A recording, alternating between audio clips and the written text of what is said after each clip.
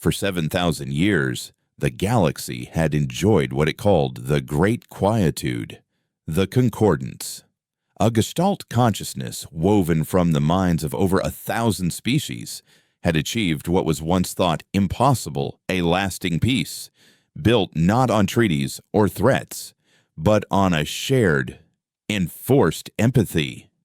Through psionic resonance, the joy of the individual became the joy of the collective, and more importantly, their pain became a shared agony. War was unthinkable because to inflict suffering was to suffer yourself, magnified 1,000-fold. History was taught not as a series of events, but as a progression of emotional states, a slow, arduous climb from the chaotic fires of individuality to the serene, placid ocean of the shared mind. In this grand, harmonious narrative, there was only one true villain, a historical antichrist spoken of in hushed, fearful data streams humanity. They were the cautionary tale, the ultimate example of emotional chaos, a species so consumed by individual passions, rage, love, greed, grief that their very existence was a paradox, a storm of creation and destruction that had nearly shattered the cosmos.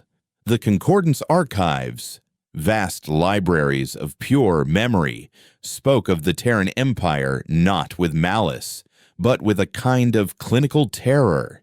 They described a species that could build stars and write symphonies in the morning, only to annihilate entire systems in a fit of pique by evening. Their technology was a dark miracle, bending physics in ways that felt blasphemous to the ordered minds of the Concordance. Then, they had simply vanished.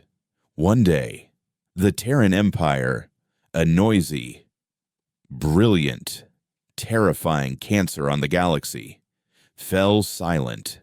Their worlds were found abandoned, their fleets gone, their signals ceasing as if a switch had been thrown.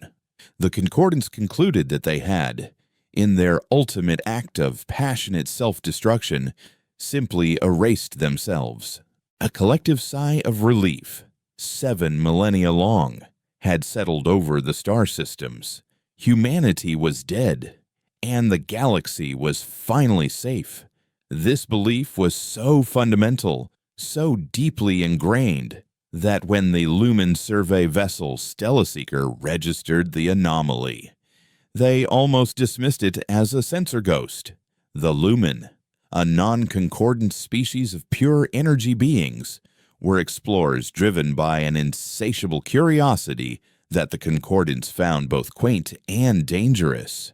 They perceived the universe not as matter, but as a symphony of frequencies, and they had detected a patch of space that was unnaturally silent.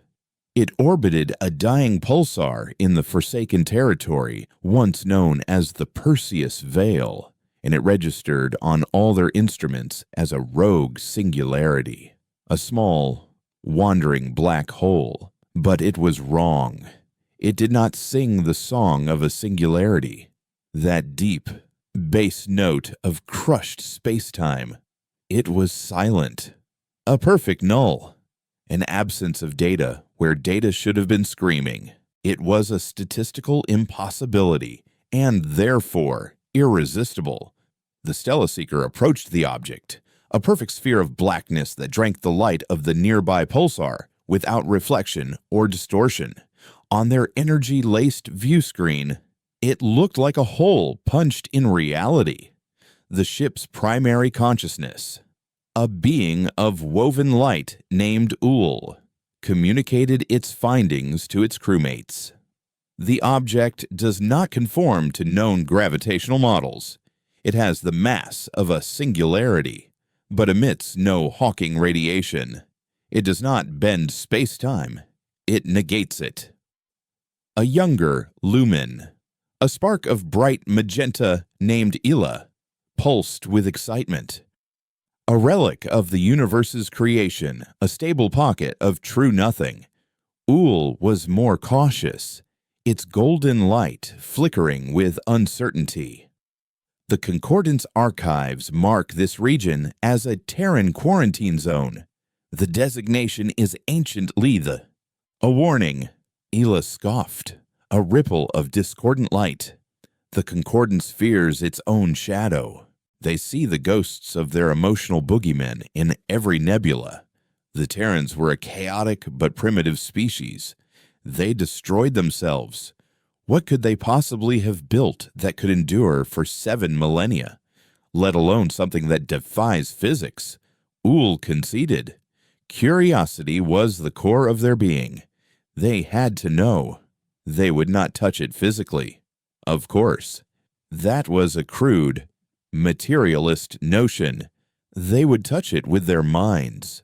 The Stella Seeker extended a tendril of pure information, a query woven from the language of mathematics and quantum mechanics, and directed it at the heart of the silent sphere.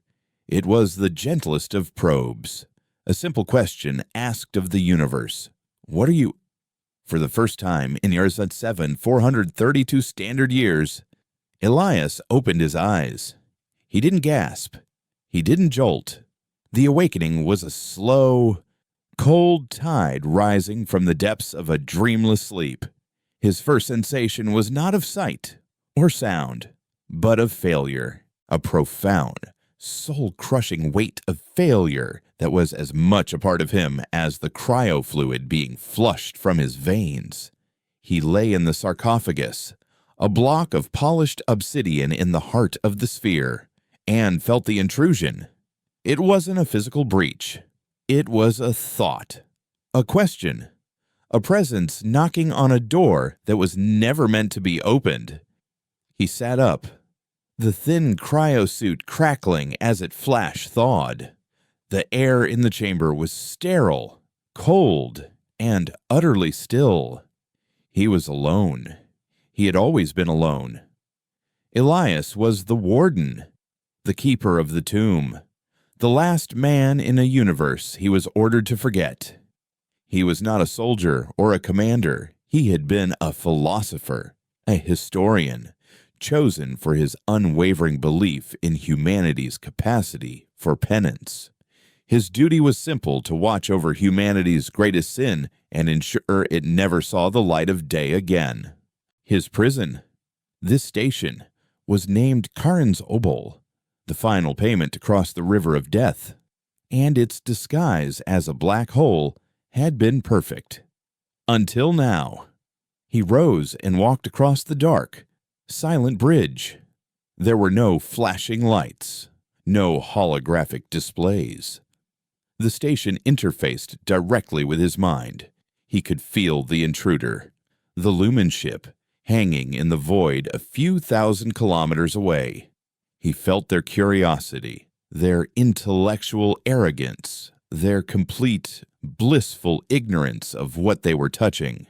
They were like children poking a leviathan with a stick, assuming it was just an interestingly shaped rock.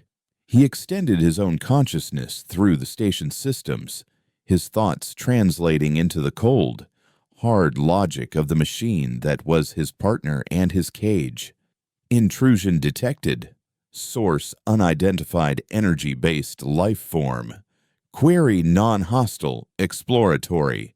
His directive, the one burned into his very soul by the last Council of Terra, was absolute. Protocol 0. The tomb remained sealed. No contact. No exceptions. Any attempt to breach, probe, or communicate is to be met with absolute negation. He felt a pang of something ancient, something he hadn't felt in millennia. He thought it might be regret. These beings were not malicious. They were just curious. But the protocol did not allow for nuance. It was a lock, and they had just tried to pick it.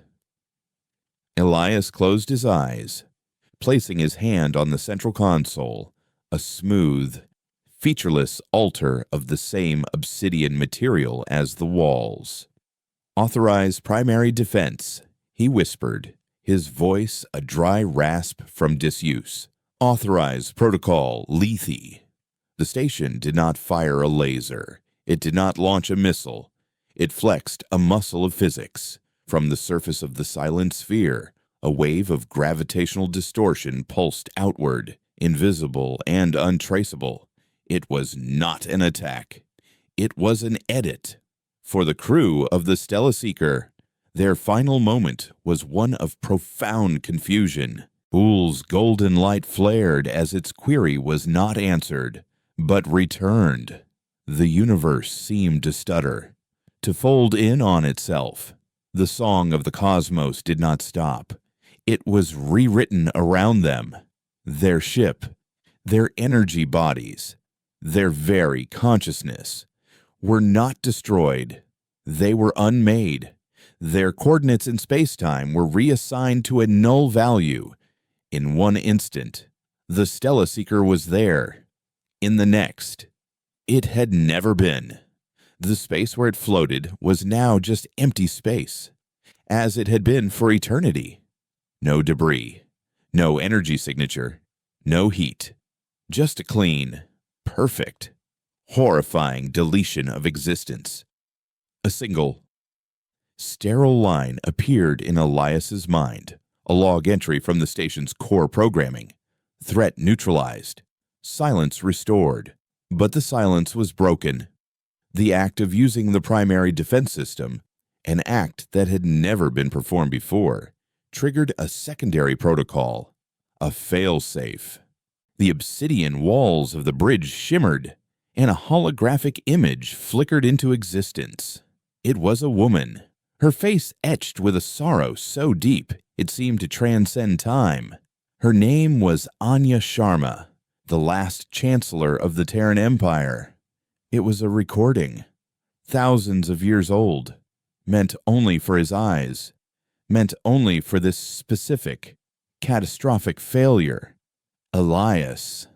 Her voice echoed in the tomb-like silence, filled with a warmth that felt like a physical blow. If you are seeing this, then your long watch has been disturbed. I am sorry. We are all so sorry for the burden we placed upon you. Elias stared. His heart, which had beat in a slow, suspended rhythm for ages, now hammered against his ribs. "We told you this station was a tomb," she continued, her holographic eyes seeming to meet his. "We told you it was to contain humanity's final weapon, the Omega Seed, a device capable of scouring all life from a galaxy. We told you your duty was to stand guard over our sin for all eternity. That was a lie, a necessary one, but a lie nonetheless." The image shifted, showing schematics, star charts moving in impossible ways, equations that made Elias's mind ache. The station is not a tomb, Elias. It is a key. And the Omega Seed is not a weapon of destruction. It is a tool of creation. We did not destroy ourselves. We left. We transcended this physical, painful existence. We found a way to fold our reality, to create a new universe for ourselves, a place free from the chaotic emotions that drove us to the brink. We ascended. Elias felt the floor beneath him sway. Betrayal, cold and sharp, pierced through the weariness. They had left him. They had all left him behind. "You were our final act of penance."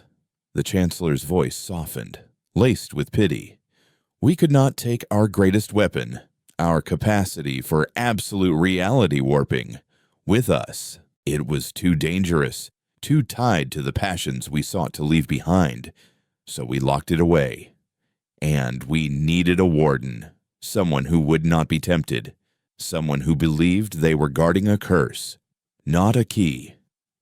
You were the most noble of us all, Elias. And we used that nobility to turn you into a jailer."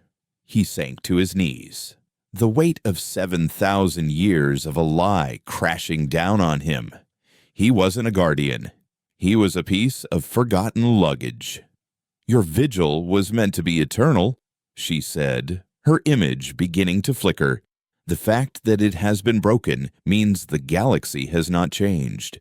They are still probing the dark, still driven by the same reckless curiosity that always leads to conflict. The conditions for our final directive have now been met." A new set of coordinates burned themselves into the station's navigation system, a path laid out across the galaxy. This station, Karen's Obol, is the first step, the key. Your new directive is not to guard the silence. It is to follow us, find us, bring the Omega Seed to the new shore. If the old universe cannot learn peace, then Protocol Lazarus is authorized. Use the key, unlock the weapon, and begin anew. For humanity. The hologram vanished, leaving Elias alone in the crushing silence once more. But it was a different silence now. It was filled with the echoes of a truth more devastating than any lie. He was not a warden of a tomb. He was the forgotten herald of a potential apocalypse, created by the very people who had preached of peace and penance. Far away, in the heart of the concordance, a tremor of psychic disturbance rippled through the Gestalt. Deep-range observatories, designed to monitor cosmic background radiation for subtle shifts, registered a spike, an impossible energy signature emanating from the Perseus Veil. It was a waveform that did not obey the laws of thermodynamics, a vibration of reality itself being bent and then snapped back into place. It was a signature they had seen only once before, in the oldest, most classified archives detailing the final, chaotic moments of the Terran Empire. A cold, silent dread, devoid of the messy panic of old humanity, spread through the collective. It was the icy certainty of a mathematical proof. The equation they thought had been solved and put away forever had just reappeared on the board. The ghost was real. The tomb had been disturbed. Elias rose to his feet, the ancient regret replaced by something new, something sharp and cold and purposeful. Rage. A pure, clean, human rage that had been dormant for longer than most galactic civilizations had existed. They had used him. They had lied to him. And they had left him to rot with a choice that could unmake a universe. He would follow their path. He would find their new Eden. But he would not be coming as a servant delivering a tool. He would be coming as a judge. He would find his creators, his gods, and he would ask them why they had left a man to guard their door. The obsidian surface of Karen's Obol began to shift.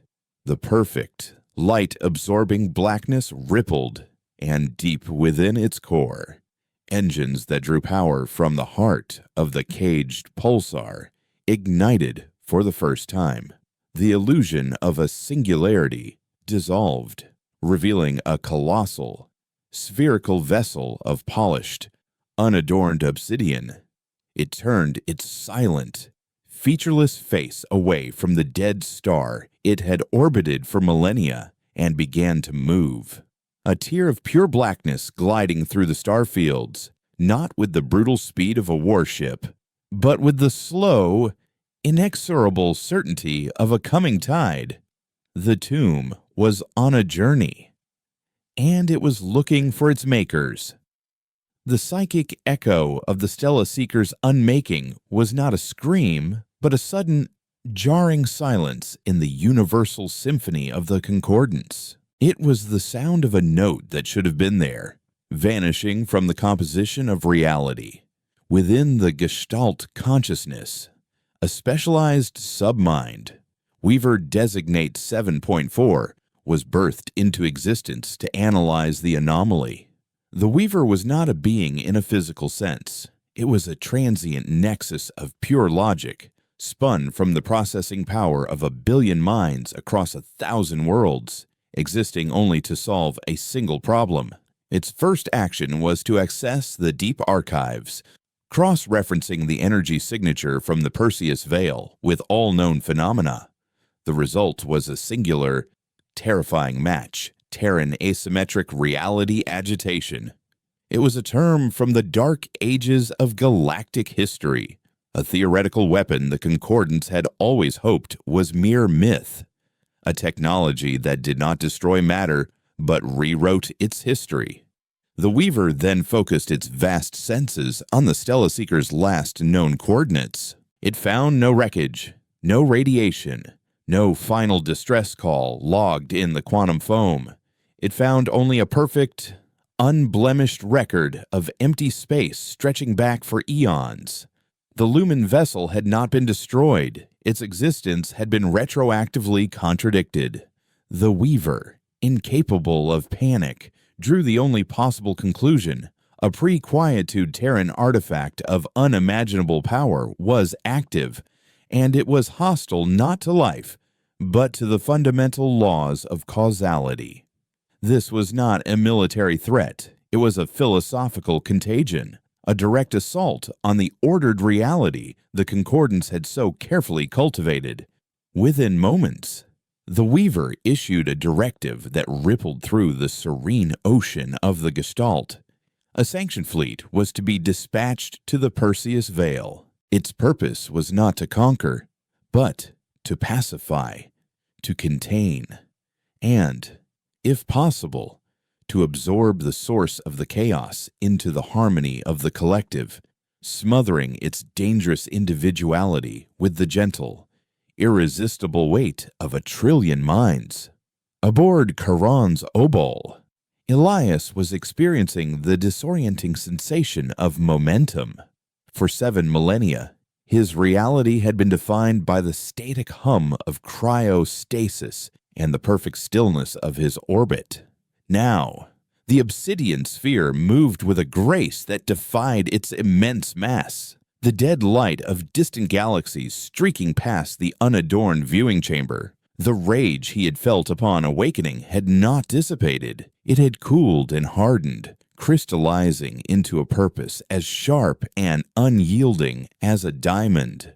He was no longer the lonely warden of a mythical weapon. He was the bearer of a truth that could shatter 2 universes.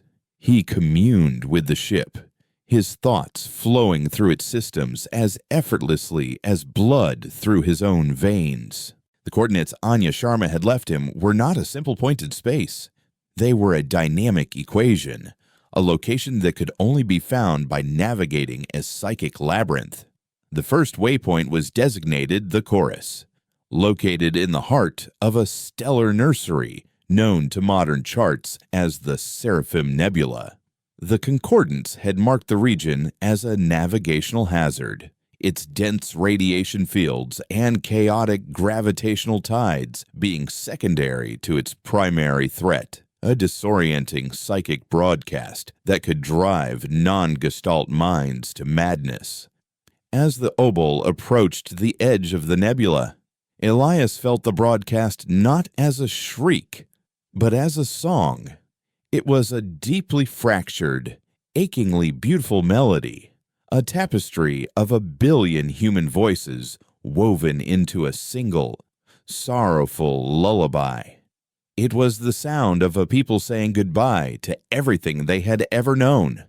The Concordance and its sterile peace could never comprehend such a sound.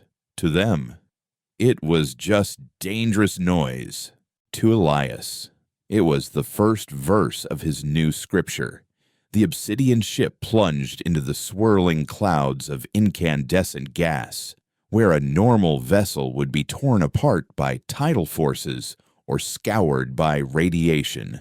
The Obol created a small bubble of placid reality around itself, its negation field calmly parting the cosmic storm.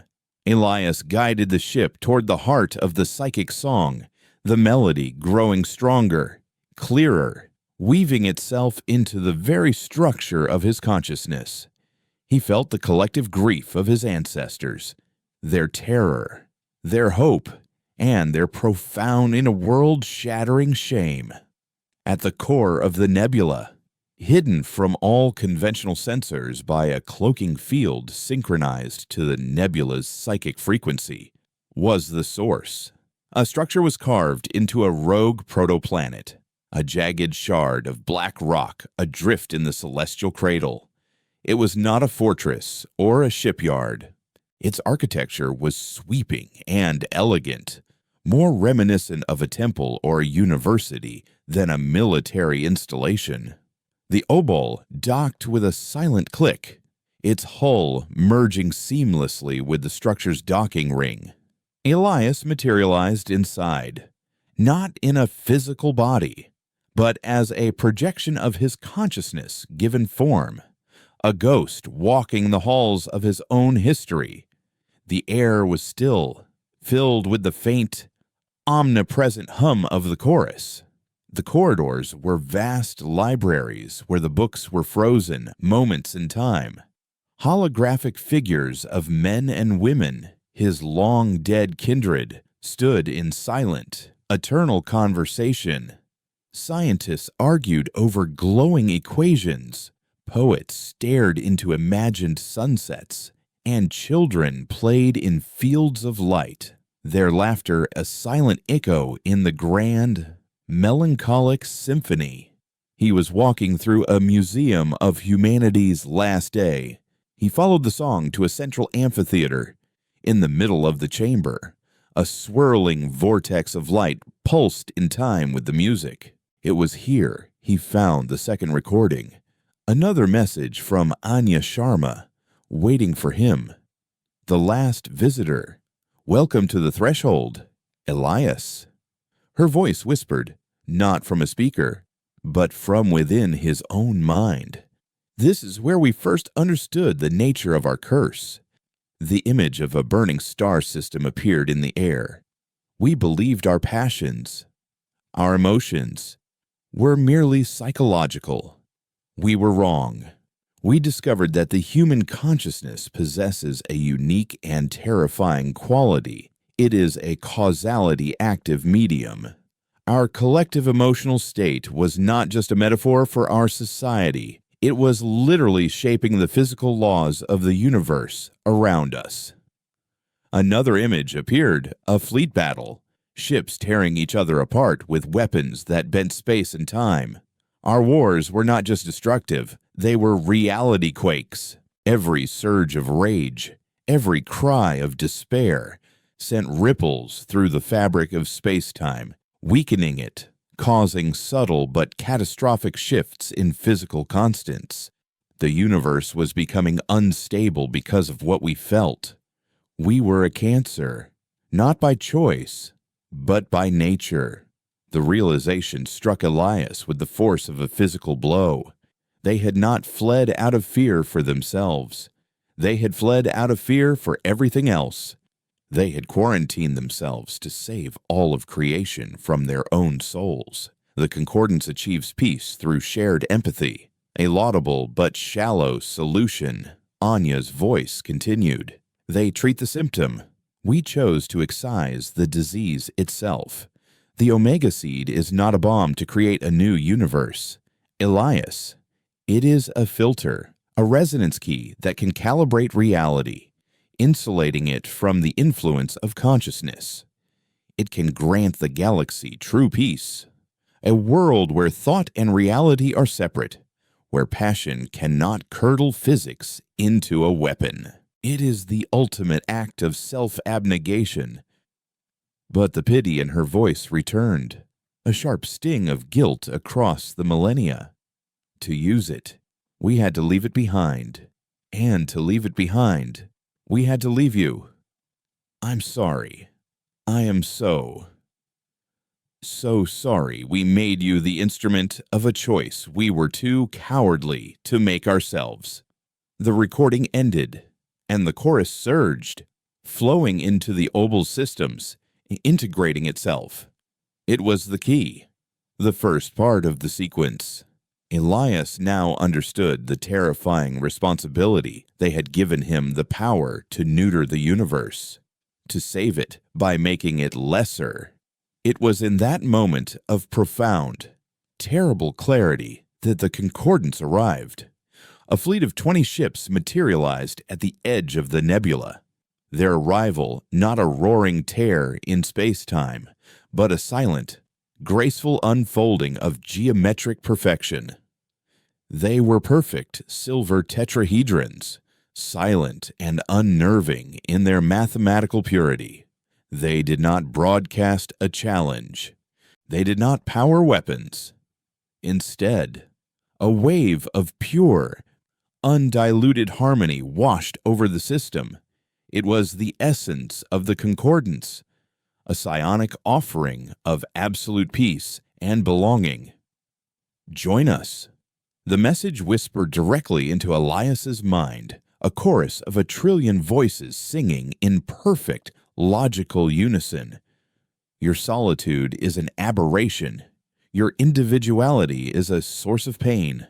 Surrender your chaotic self and know the serenity of the whole. There is no conflict. There is no loss. There is only we. For a man who had been utterly alone for 7,000 years, the offer was a siren's call, more potent than the nebula's song. It promised an end to the crushing weight of his own mind, an end to the lie, the rage, the impossible choice he now faced. For a fleeting second, he felt the temptation to simply let go, to dissolve into their placid ocean. But then he felt the echo of Anya's apology, the cold iron of their betrayal, and the profound, beautiful chaos of the human chorus still resonating in his soul. They had left him human. He would honor that curse. He stood on the bridge of the Obol, a lone man against an ocean of minds, and he refused their peace. He did not fire a shot. He did not flee. He simply reached out with the ship's power, the power of a being who stands outside of causality, and made a single subtle edit. For the sanctioned fleet, the universe flickered for an infinitesimal moment. The Weaver designates 7.4, monitoring through their collective senses, registered a quantum probability shift, and then stability. The troubling energy readings from the nebula vanished. The psychic dissonance that had defined the region smoothed out into predictable background noise. They scanned the entire nebula with a precision that could count atoms. And they found nothing. No ship, no structure, no trace of the Terran reality agitation. The mission, it concluded with flawless logic, was a result of a sensor malfunction. A ghost in the machine of cosmic background radiation. The threat was a statistical error. The fleet, its purpose negated, turned in silent, perfect formation and folded space, vanishing as gracefully as it had appeared, returning to the heart of the Concordance to report that the silence in the Perseus Veil was, and had always been, empty. Back in the Seraphim Nebula, which was no longer empty, Elias watched them go. He had not erased them. He had simply plucked their present moment out of his reality stream and placed it into another, one where he had never been there. It was a terrifying power, and he had wielded it with the cold precision of a surgeon. He was alone again, but the solitude felt different. It was no longer a prison. It was a fortress, with the first key secured and a deeper, more chilling understanding of his creator's grand design. He set a course for the second waypoint. His rage was gone, burned away, and replaced by an icy resolve.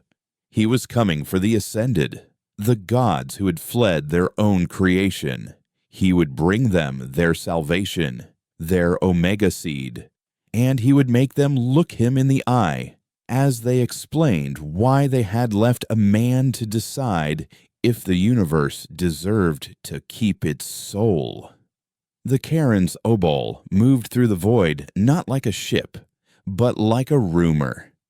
After editing the Concordance fleet from its immediate reality, Elias understood the true nature of his vessel's power. It did not need to be stealthy. It simply had to insist, on a fundamental level, that it was not there for anyone who might be looking. He was a ghost in the machine of the cosmos, his passage marked only by the faintest ripples of probability, eddies in the river of time that only a consciousness as vast as the Weaver could ever hope to detect. And the Weaver was beginning to suspect that it had been outmaneuvered. The official report on the Seraphim Nebula incident was sensor artifact, but the Weaver, a being of pure logic, could not ignore the lingering paradox. A statistical error that significant was, in itself, a form of data. It began a new, deeper simulation, a search not for evidence, but for the absence of evidence. It started to hunt for the holes in reality, the clean, perfect patches of nothing where something ought to be. It was a task of unimaginable complexity, like trying to prove the existence of a perfect vacuum by analyzing the motes of dust that weren't there. Elias, oblivious to the silent cosmic manhunt he had inspired, was focused on the next waypoint left by Anya Sharma's trail of breadcrumbs, a destination codenamed The Forge. The coordinates led him to a place the modern galaxy knew as the Graveyard of Giants, a desolate sector littered with the corpses of dead Dyson spheres and shattered ring worlds. It was a monument to the hubris of extinct civilizations, a cosmic junkyard where ancient, failed megastructures slowly decayed. The Concordance rarely ventured here. The sheer scale of the derelicts generated chaotic gravitational fields, and the psychic residue of so many collapsed societies was a discordant noise that grated on their shared harmony. To Elias, it was a familiar landscape. He recognized some of the designs. These were not alien failures. They were human. This was where the Terran Empire had pushed the boundaries of engineering, where they had tried, and in many cases, failed, to build heavens for themselves before realizing the flaw was not in their structures, but in their souls. His destination was a specific wreck, the skeletal remains of a starlifter, a colossal machine designed to peel layers of plasma from a star to power its neighboring ring world. The star was long dead, a cold, dark cinder, and the ring world was a fractured ribbon of metal and ice. But the starlifter itself, a web of gantries and conduits the size of a small moon, still clung to the stellar corpse like a metallic parasite. Docking with the ancient machine was impossible.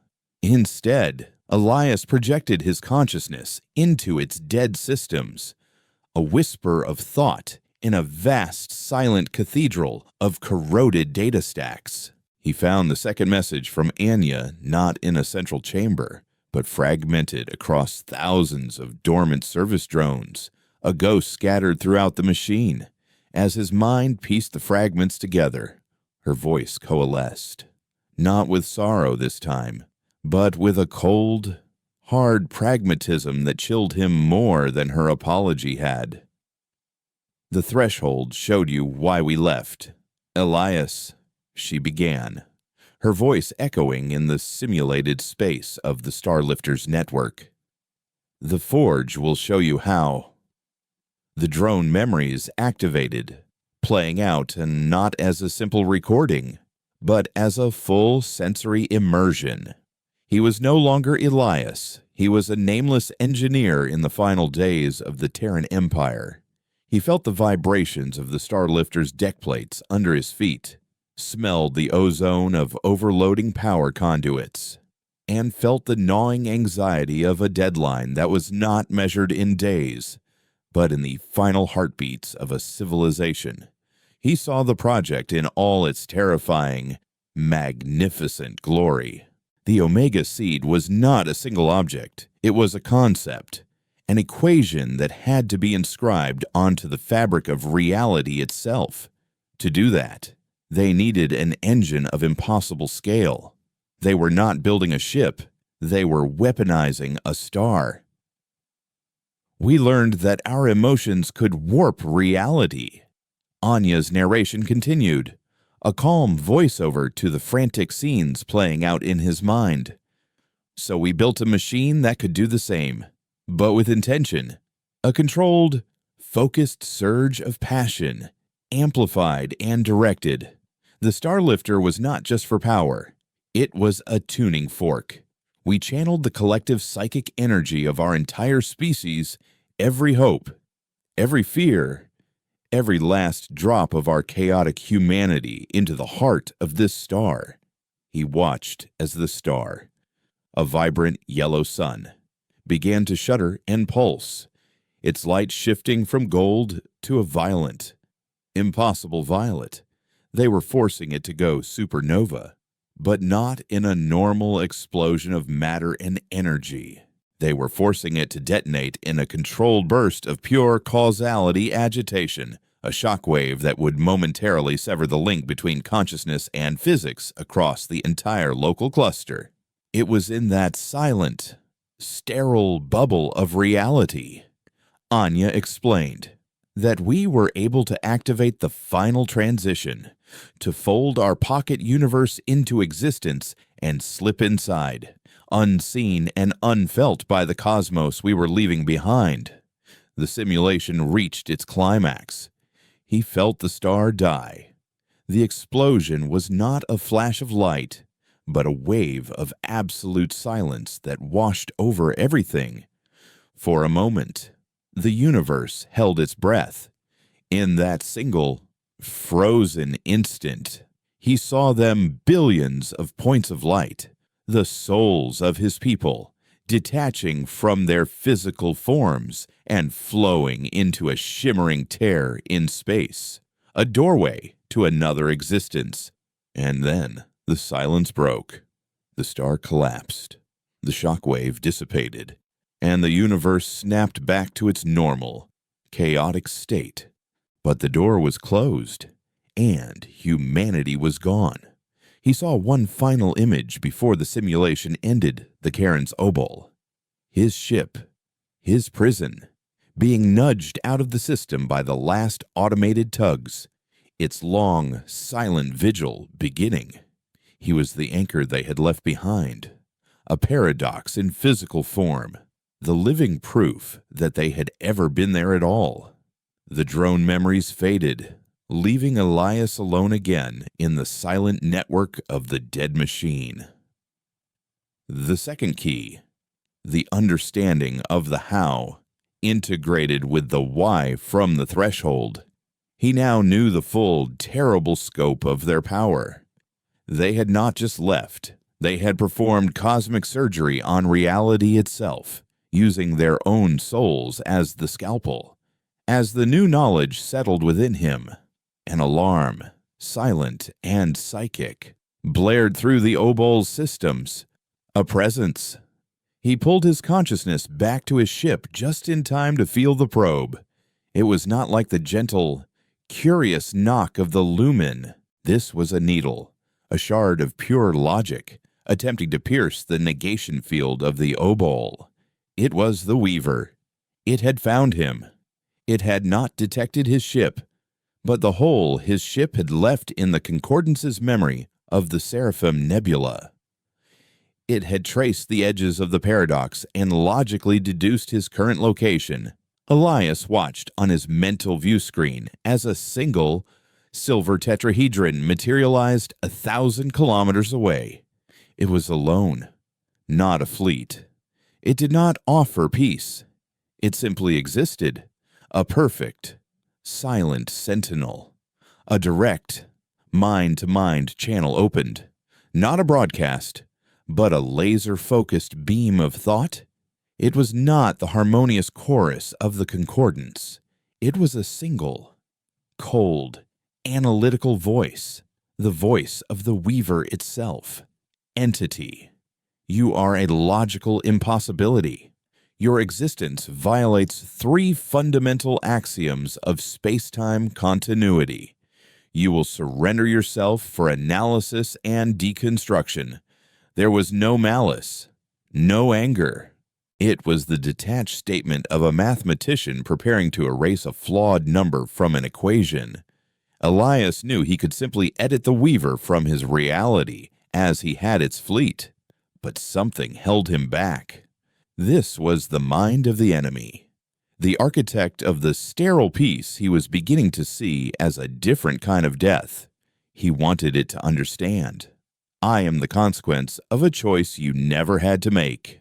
Elias projected back, his own thought a solitary, sharp note against the Weaver's cold logic. The Weaver processed this for a nanosecond. Irrelevant. Your methodology is a contagion. The integrity of the causal chain must be preserved. You are a threat to the concept of was. The tetrahedron began to glow, its silver skin shimmering. It wasn't preparing a weapon. It was preparing to perform a localized reset.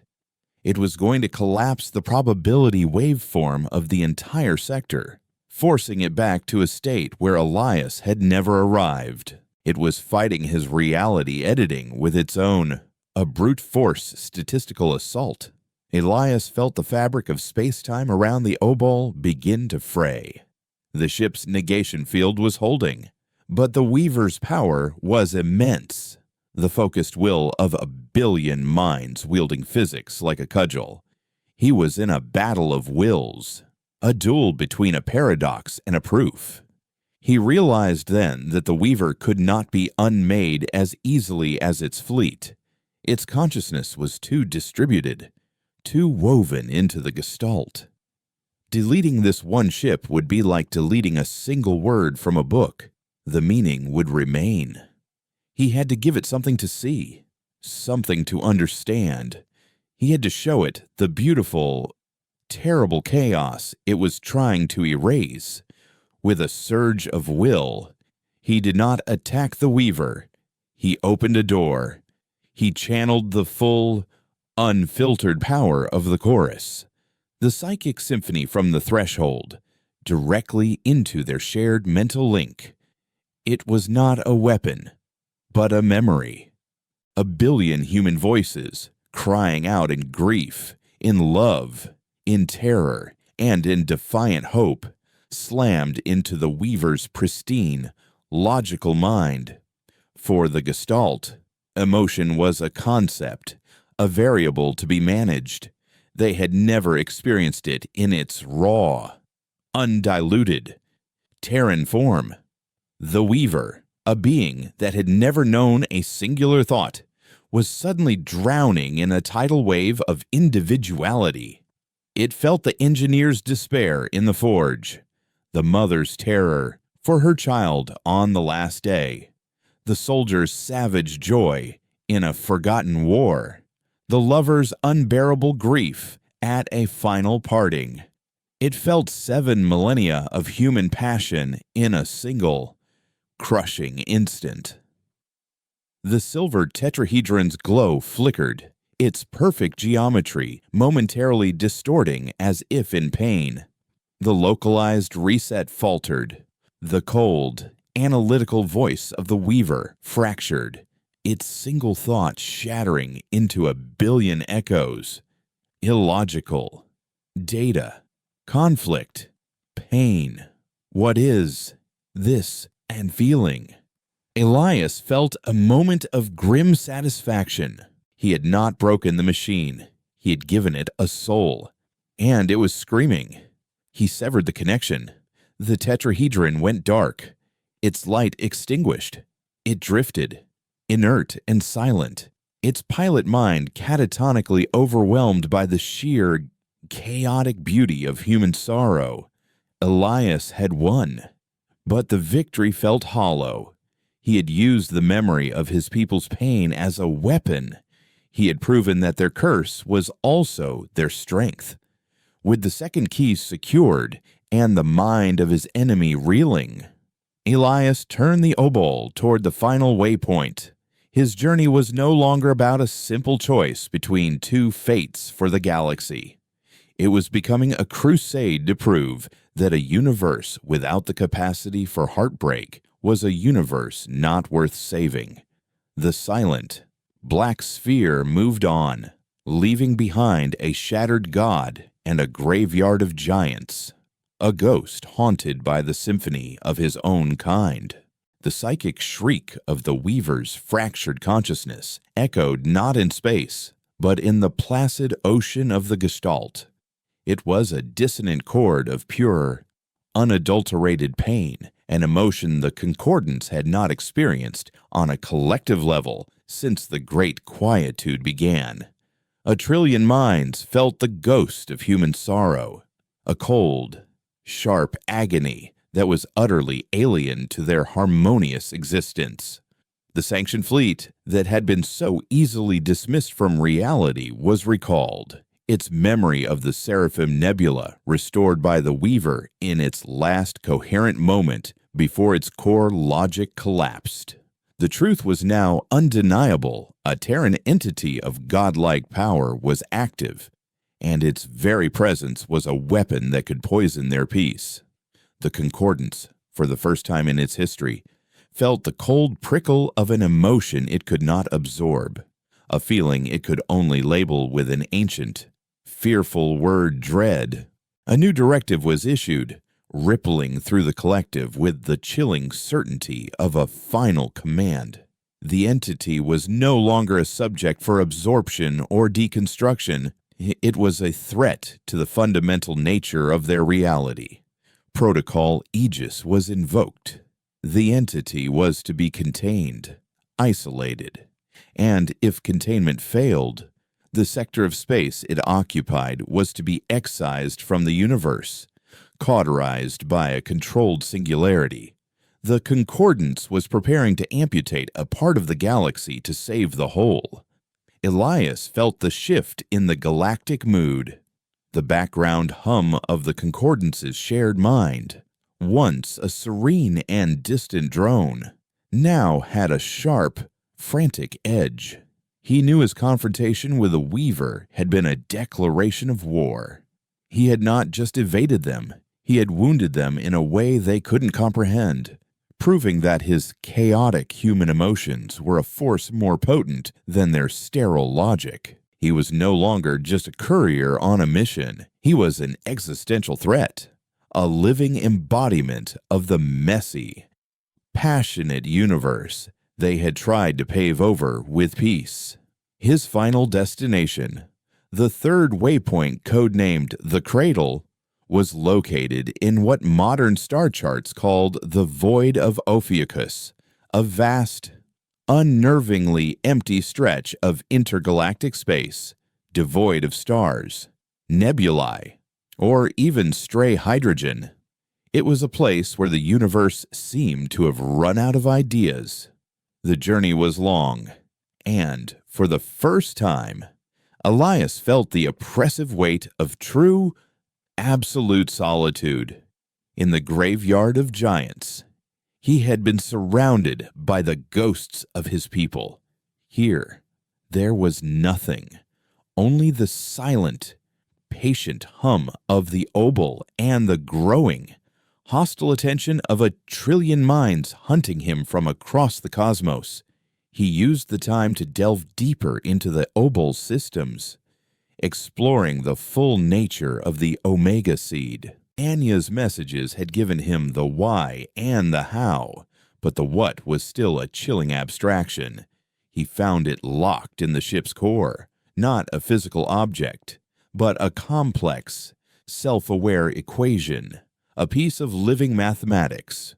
It was designed to resonate with the fundamental frequency of reality, and by altering its own variables, it could subtly change the constants of the universe. He ran simulations. He saw a universe where the strong nuclear force was slightly weaker, preventing stars from igniting, a cosmos of cold, dark matter. He saw a reality where entropy ran in reverse, leading to an inevitable collapse. And he saw the one they had intended a universe where the causality active property of consciousness was dampened to zero. Life would still exist. Thought would still exist. But the link, the feedback loop that allowed passion to warp physics, would be severed. It would be a safe universe. A predictable universe. A universe.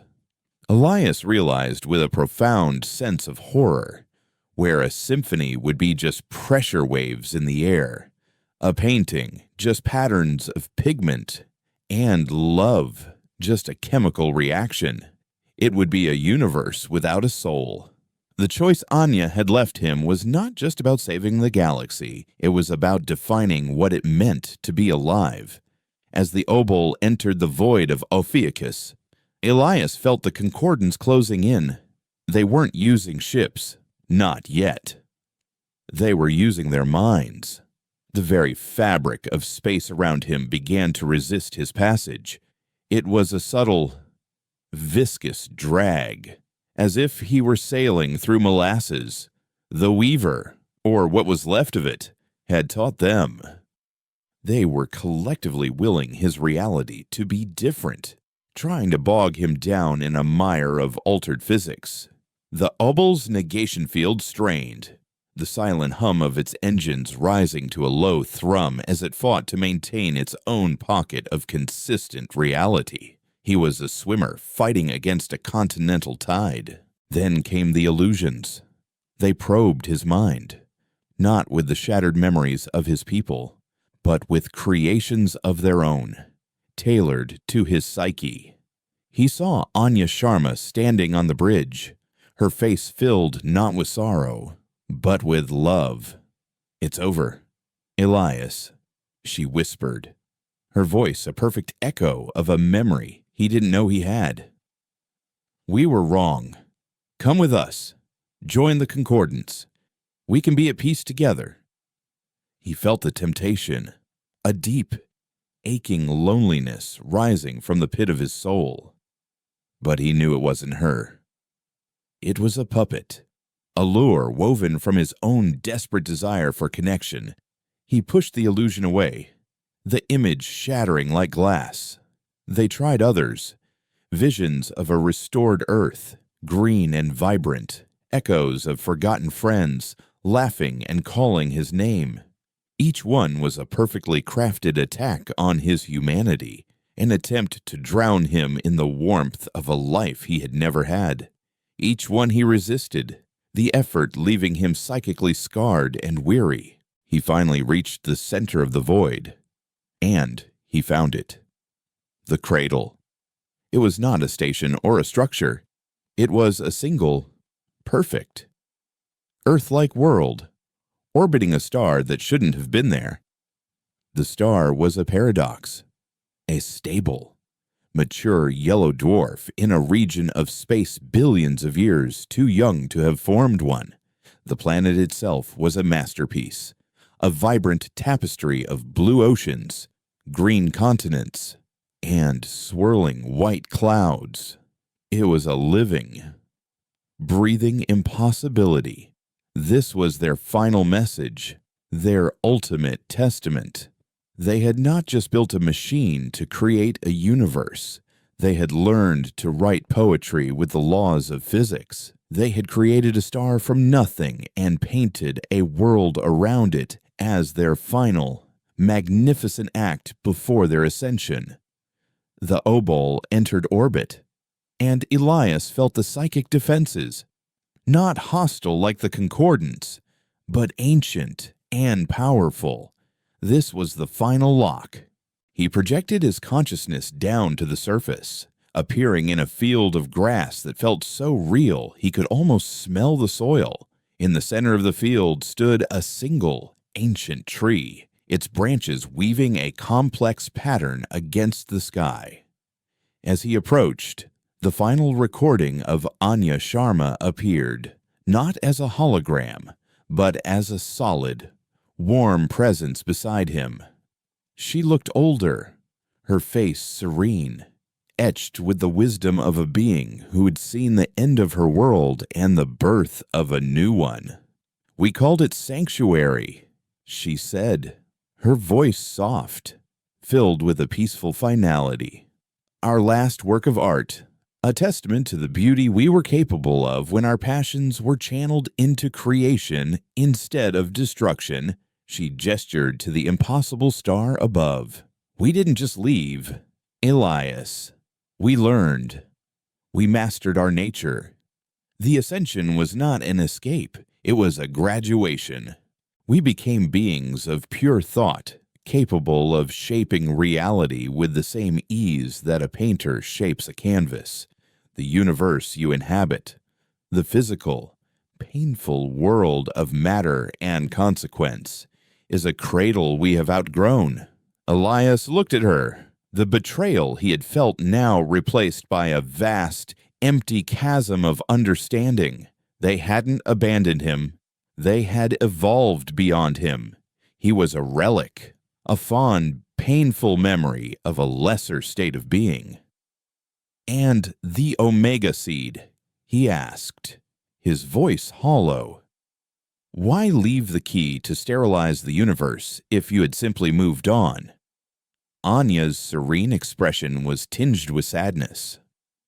"Because the cradle can still be threatened. The concordance, in their pursuit of harmony, will eventually stumble upon the principles of reality agitation. They will learn to do what we did, but without the tempering fire of passion and sorrow to guide them. They will achieve a sterile, logical mastery over physics, and in their desire for ultimate order, they will iron out all the beautiful, chaotic imperfections of the universe. They will turn it into a perfect, silent crystal. The Omega Seed is not for them, Elias. It is for you." The final, devastating truth fell into place. The choice was never about the concordance. It was about him. "You're the last human, Elias," she said, her form beginning to grow translucent. "The last being in this universe who understands that beauty requires the potential for pain, that creation requires the risk of destruction. The concordance would use the seed to create a universe without a soul. Our ascended form has no need for it. Only you, the man we left behind, can make the choice. Do you preserve the chaotic, wonderful, terrible potential of this universe and risk its eventual destruction at the hands of soulless gods, or do you activate the seed, creating a safe, sterile, lesser reality, forever protected from the extremes of consciousness?" Her voice was a fading whisper. "We could not make that choice for you. To do so would have been our final, greatest sin. The future of this reality is in your hands. Goodbye, Elias, and forgive us." She vanished, leaving him alone under the impossible tree on the impossible world. The third key, the final, crushing weight of purpose, settled onto his shoulders. He was not a courier or a judge. He was the inheritor of a universe. At that exact moment, the sky above Sanctuary tore open. The concordance had arrived. It was not a fleet. It was a single, colossal ring, a construct of shimmering silver light that encircled the entire solar system. Protocol Aegis was active. They were not here to fight him.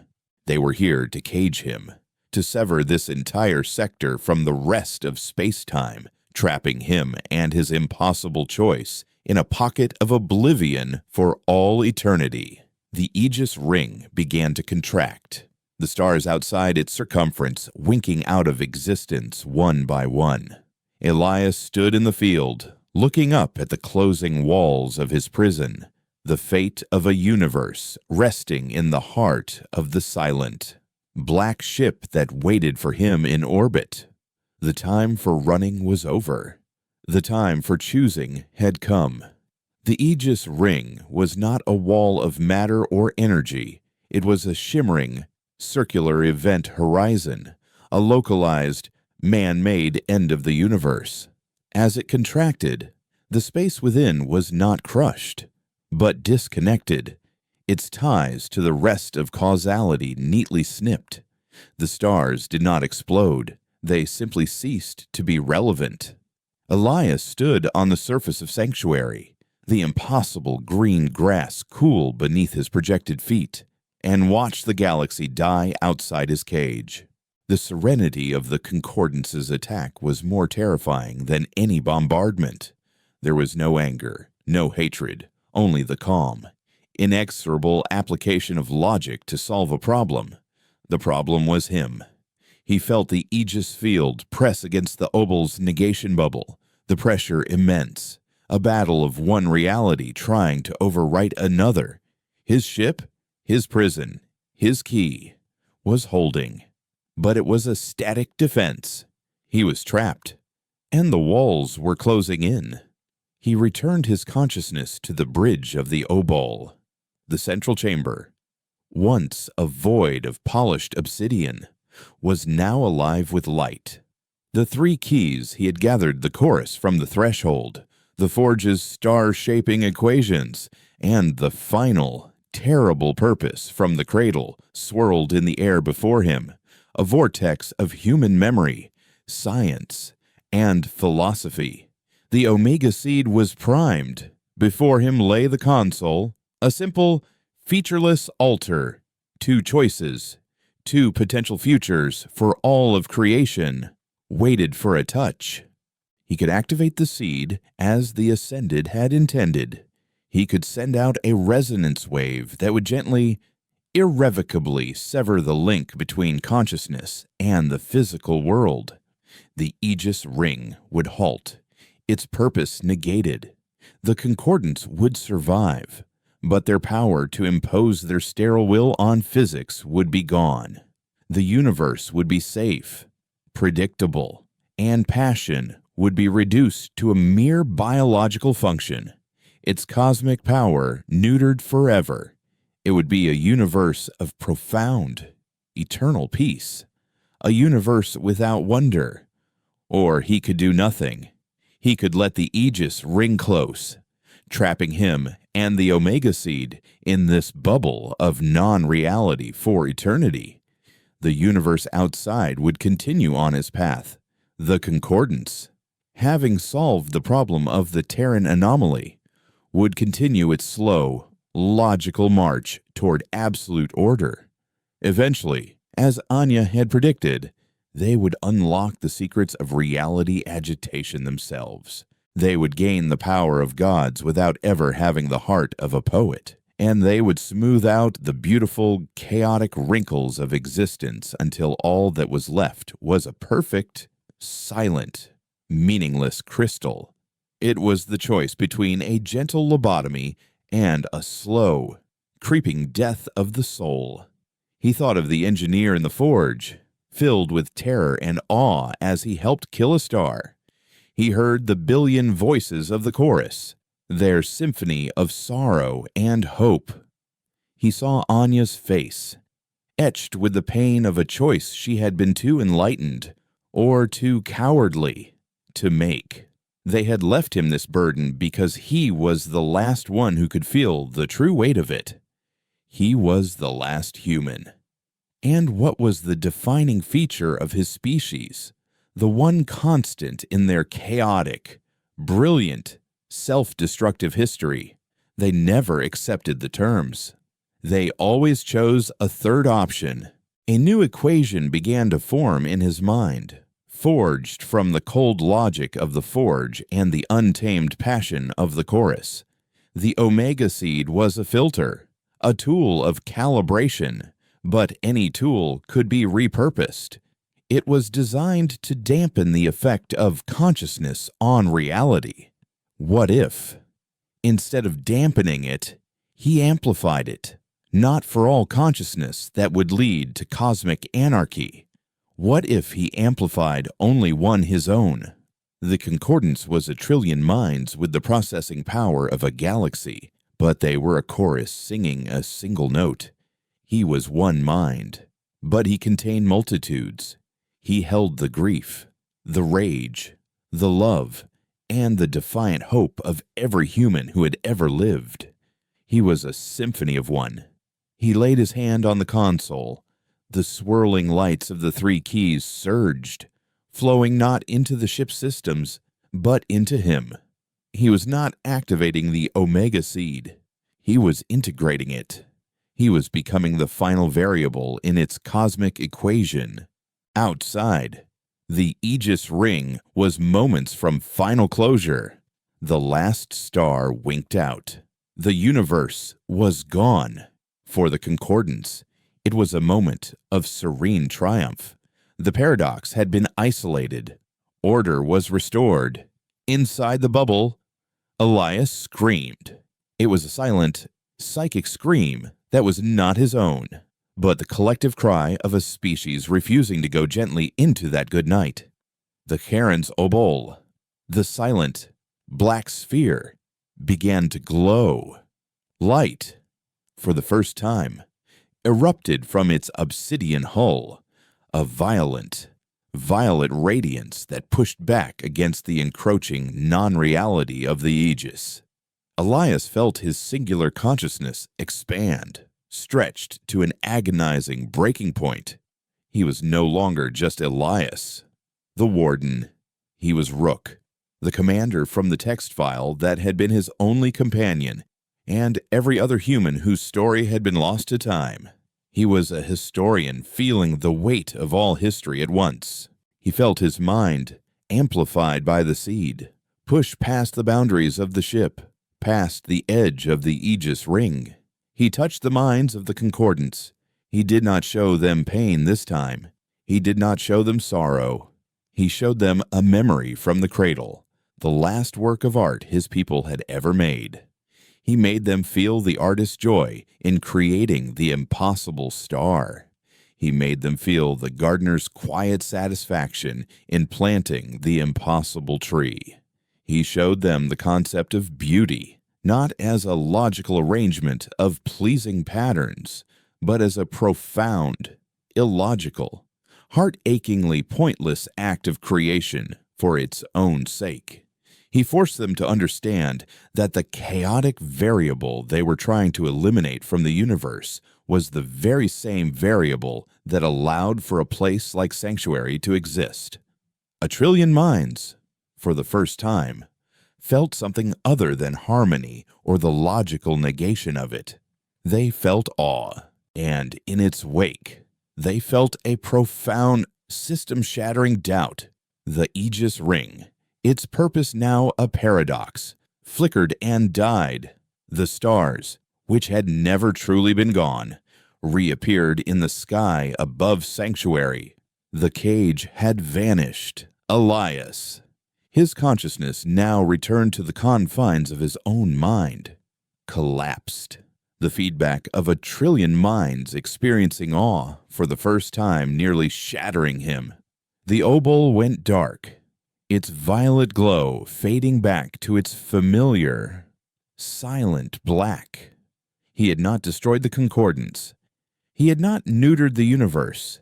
He had given them a new variable to consider, a seed of doubt planted in the heart of their perfect logic. He had shown them that a masterpiece is more valuable than a perfect equation. His mission was over. The choice had been made, but a new question lingered. What now he could stay? A silent guardian of the cradle, a living monument to a forgotten age. He could follow his people into their new reality, a flawed relic entering a perfect heaven. Or he could do what humans had always done. He could explore. The universe he had saved was still vast, still filled with wonders and terrors, still beautifully, terrifyingly imperfect. The Concordance was no longer an enemy, but a curious, awakening child. They would have questions. They would need a teacher, a historian, a warden. He looked at the star charts in his mind, no longer a path to a destination, but a map of infinite possibility. He had been a prisoner, a courier, a judge, and a weapon. Now, he was simply Elias, the last human, and for the first time in 7,000 years, he felt not the weight of his solitude, but its freedom. He turned the Quran's obol away from the cradle, its impossible star, and its silent, waiting gods. He set a course for the brightest, most chaotic nebula he could find, a place where new stars were being born in fire and fury. He was not looking for a fight. He was not looking for peace. He was just looking. The silent, black sphere moved on. A single, unreadable sentence in the grand, unfolding story of the cosmos. Its passage no longer an erasure, but a question. And the galaxy, for the first time, was ready to hear it.